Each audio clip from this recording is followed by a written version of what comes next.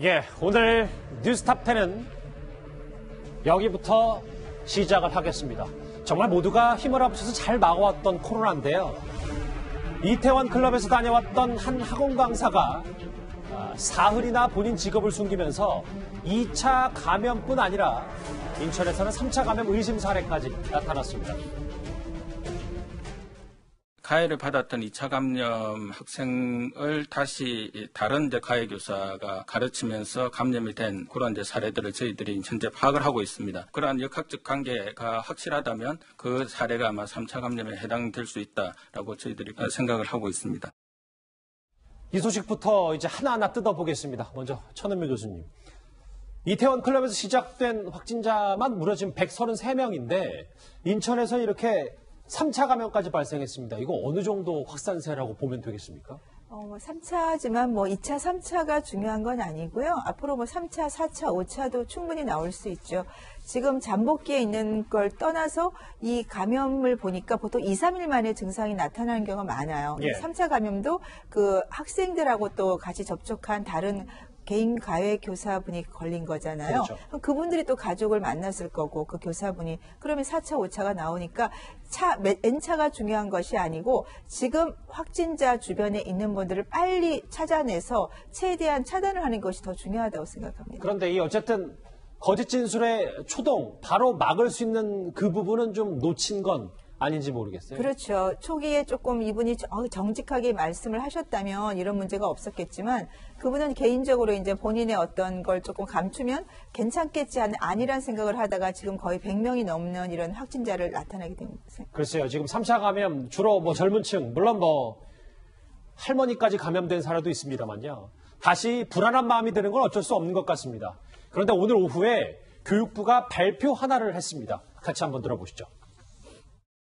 싫죠. 완전 싫죠. 아이들을 다루는 직업을 가진 사람들이 책임감을 가지고 조심을 했어야 되는 부분이라고 생각을 하거든요. 일거리 불안한 일이 무섭고 밖에 나와도 될까 약간 이런 심정인 것 같아요. 4월 24일부터 5월 6일 사이 교육청을 통해 파악한 이태원 클럽 방문자 숫자는 총 41명으로 파악되었습니다. 이태원 지역을 방문한 숫자는 총 880명이고 이도원 의원님, 네. 저에게 오늘 교육부의 발표, 황금 연휴 기간에 그러니까 사회적 거리두기가 유지됐던 기간에 이태원 클럽을 찾았던 교직원이 40명이 넘습니다. 그렇습니다. 이분들을 대상으로 해서 이제 조사를 했는데 41명은 이제 보조교사가 34명, 교직원이 이제 일단 7분인데 41명을 조사를 했는데 40분은 다행히 음성이고 예. 한 분은 지금 검사 결과를 기다리고 있으니까 일단은 다행이라고 보고 또 박 차관이 조금 전에 지금 아까 이제 41분은 문제가 됐던 킹클럽, 퀸클럽 이런 문제의 클럽을 방문했던 분들이고요. 이태원을 지나쳤던 분들은 이제 한 880명 정도 되는데 그러네요. 이 중에서 지금 한 520명 정도 조사를 하고 나머지도 이제 추진 중인데 아직까지는 여기서 양성 환자가 그렇게 나오지는 않는 것 같습니다. 저 황금 연휴 때 예. 아마 언론인도 있을 수 있고 우리 천 교수님 계시지만 의료인이 갔을 수도 있고 여러분이 갔을 텐데 왜 교직원이 갔으면은 좀 안 된 이유는 뭐냐면 그때 당시에 가장 큰 이슈가 연휴가 지나고 그러면 계약을 어떻게 할 거냐. 맞아요. 이 부분이 가장 중요한 이슈 아니었습니까? 그럼 학교에서 근무하시는 분들은 이 부분에 대해서 더 좀 조심했어야 되는데 이 부분이 좀 크게 아쉬운 점입니다. 물론 40명 가까이는 음성 판정이 나왔기 때문에 그럼에도 불구하고 학부모들, 특히 학생들은 불안감을 감출 수 없습니다. 그래서 천 교수님 오늘 유은혜 교육부 장관이 원격 수업, 학원도 좀 그렇게 하라고 하는데 그러면서도 다음 주 21일에 있을 고3 개학에 대해서는 글쎄 또다시 연기하는 거에 대해서는 좀 부정적으로 보는 것 같더라고요. 네, 아마 대입 입시 때문에 고3은 등교를 하게 할 것 같습니다. 근데 등교를 하더라도 지금처럼 전체 시간을 수업을 하거나 그런 게 아니라 꼭 필요한 항목에 대해서만 수업을 하고 나머지는 온라인으로 병행을 해야 될 것 같고요. 식사는 가능한 한 절대로 안 했으면 좋겠습니다. 그래서 수업 시간을 최대한 단축을 하고 나머지 학년에 대해서는 이번 주를 좀 고비로 온라인으로 이번 이번 학기를 다 바꿀 건지 아니면 정말로 등교를 순차적으로 다 할 건지에 대해서 좀 정확한 방침을 내려줘야지만 되지 지금 이 코로나19 절대로 끝나지 않거든요. 예. 이러한 상황이 계속 파도처럼 반복이 될 거기 때문에 거기에 대한 장기 대책이 꼭 필요합니다. 청 교수님, 상상하기도 싫은데 예를 들어서 이 코로나 확산세가 우리가 생각했던 훨씬 더 이상으로 번진다면 교육부도 6번째 등교 연기 고려할 수밖에 없는 상황 되지 않겠습니까? 그렇죠. 만일에 지금처럼 더 확산돼서 전국적으로 환자들이 폭발적으로 나온다면 등교를 지금 제한해야죠. 할 수가 없습니다. 글쎄요, 이태원 클럽에서 시작된 이 코로나 확산세, 클럽의 특성상 여전히 숨어있는 확진자도 분명히 있을 거고요. 학원 강사 같은 경우는 학생들이 가르친다는 사실을 3일이나 숨기면서 그러니까 격리도 했어야 할 이들이 때를 놓쳤고 그만큼 검사 받을 사람도 더 늘어났습니다. 정부 당국 우려하는 부분도 여기입니다. 검사 과정에서 신원이 노출되지 않도록 이태원 등 지역 방문 여부 외에는 아무것도 묻지 않겠습니다. 신천지 집단 발병하고 비교하기는 좀 어렵습니다. 다만 굉장히 밀폐된 실내에서 밀접한 접촉을 통한 집단 발병이 생겼다라는 점에서 공통점이 있습니다. 코로나19는 정말 잔인한 바이러스입니다.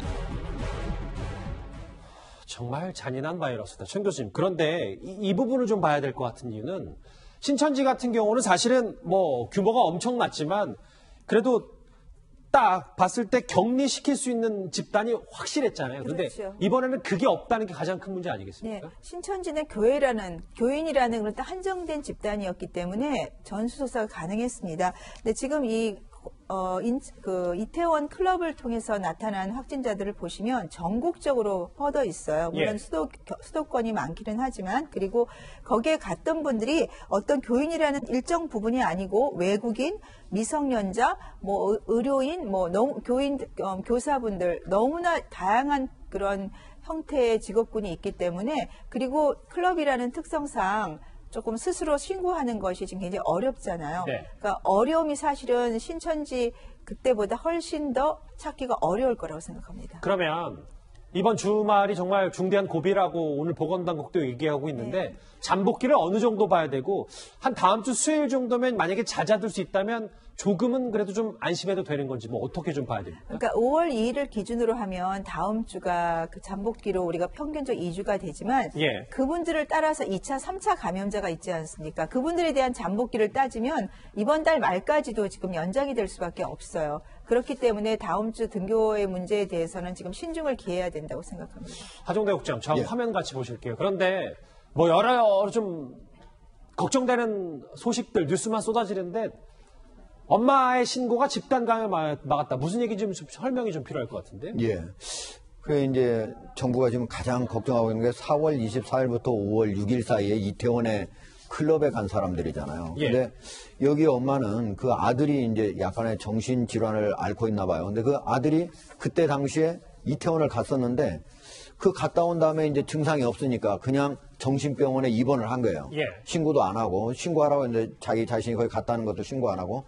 근데 다행히 엄마가 여기에 신고를 우리 아들이 거기 갔다 온 사실이 있다 하고 바로 병원에 입원하자마자 신고를 해가지고 바로 입원한 지 3일 만에 조사를 했더니 확진 환자임이 확인이 됐습니다. 그런데 다행인 거는 그 병원에 접촉자가 무려 238명이나 되거든요. 아하. 그런데 빨리 신고를 했기 때문에 그 접촉한 사람들 모두 검사를 했는데 다행히 확진 환자가 나오지 않았다는 겁니다. 그러니까 지금 현재 가장 중요한 것이 어디에 갔다 왔을 때 의심이 날 때 네. 무증상자든 설령 증상이 없더라도 무증상자들 빨리 신고하고 해보는 것이 매우 중요하다는 걸 이거를 통해서 알 수가 있는 거예요. 지금 쭉 보셨을 때 그 이태원 클럽에서 시작된 이 코로나 확산세가 20, 30대 중심으로 퍼지고 그게 혹시 지병이 있거나 혹은 이 면역력이 취약한 고령층에까지 번지는 게 가장 큰 문제이기 때문에요. 이렇게 공든탑이 무너져서는 안 될 것 같습니다. 그런데 오늘 세계보건기구 WHO가 우울한 경고 하나를 했습니다. And this virus may never go away. This virus may become just another endemic virus in our communities.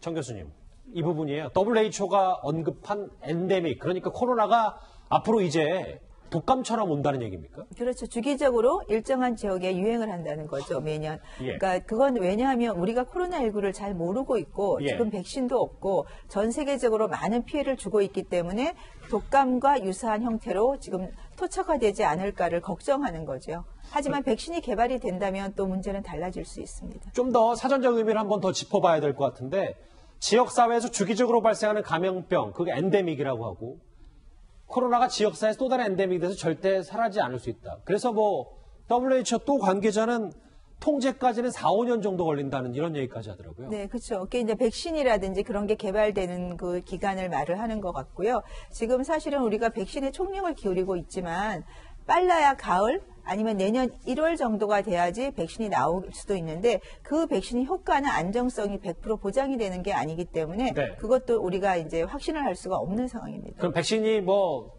아무리 빨라도 1년 정도는 더 그렇죠. 올해 말 해야 정도. 네, 네. 실질적으로 효과가 있을 것 같고 네. 그러면 정말 하나 더 여쭤볼게요. 많은 분들이 제일 궁금해하는 거 있잖아요. 그러면 일상으로 돌아가는 것도 가는 거지만 해외여행은 도대체 언제부터 갈 수 있는 거고 이렇게 만약에 WHO의 경고처럼 뭐 에이즈나 독감처럼 계속 우리 주변에 계속 있다면 과거로는 절대 돌아갈 수도 없는 겁니까? 그렇죠. 그리고 에이즈랑 독감은 다릅니다. 에이즈나 독감은 에이즈 같은 건 일정 부분에 우리가 피할 수 있는 거고, 독감도 백신이 있기 때문에 이 코로나19하고는 차원이 다른 문제라고 생각하고요. 예. 아쉽게도 해외여행은 올해는 조금 못할 것 같습니다. 뭐 대부분 국민들께서. 그러면 일상으로 그러니까 저희가 생활 속 방역으로 돌아가는 시간도 앞으로는 좀 더 신중하고 최소한 2-3달 정도는 좀 더 이상을 지켜볼 수밖에 없겠네요. 네, 지금 생활 방역을 하고 있지만 지금 그러다 보니까 이렇게 큰 사건이 발생을 했거든요. 그러니까 사회적 거리두기의 개념을 생활 방역에 접목을 시켜서 이런 유흥업소라든지 다중시설을 이용할 때는 우리가 초기에 마음가짐, 마스크 착용, 그리고 제한된 인원이 들어가기 이런 걸 절대로 잊지 말아야 된다는 걸 이번 사건에서 우리가 확실히 배울 수 있었습니다. 이태원 클럽에서 시작된 오늘 코로나 속보와 코로나는 절대 사라지지 않을 수도 있다는 WHO의 우울한 경고 얘기까지 오늘 뉴스탑10 첫 번째 이슈로 만나봤습니다.